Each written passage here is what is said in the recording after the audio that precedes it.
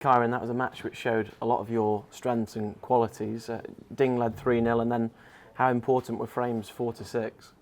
Yeah, obviously, Ding had the cue ball under control, which we all know he's renowned for, and first 3 frames he was obviously dominating. I think he had sort of 4 breaks over 50, and he's obviously settled in. So it was important for me to get the next frame on the board, and it was obviously nice to do it with a century. I think there were 17 breaks over 50 in the match. It was a match of real quality. We enjoyed watching it. What was it like to play in? Yeah, thoroughly enjoyable. I think when you're sort of both bringing the best out in each other and you've got a packed audience that are enjoying their snooker, and there's plenty of century breaks flying about, and there were a couple of tense frames, a couple of big clearances and kind of close finishes. So yeah, I thought it had everything really, and it was enjoyable to be a part of it.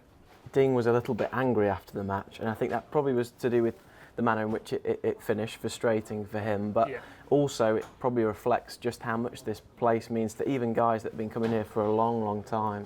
Yeah, I felt Ding gave it everything out there. I felt like he sort of threw everything at me and tried really, really hard, and every credit to him for that, because he's been through 2 tough qualifying matches, so that certainly takes a lot out of you, and it's just good to see him back here. In my eyes, he's a top 16 player. As I said previously, we owe him a lot of gratitude for what he's done for the game. So, yeah, he'll obviously take it on the chin and sort of come back stronger next year, I'm sure. And how satisfying is it for you? I imagine 5, 6, 7 years ago, he'd have been one of the guys you'd think, oh, I'd love to compete with him. Now you're actually getting the better of him, and of course in the rankings, you're far superior to him in the rankings now. Yeah, and obviously, things like that do kind of get looked past, don't they? I think unless you're winning tournaments, you kind of get looked at as if you're not having a good season or you're not sort of performing at the highest level. But, consistency is massive.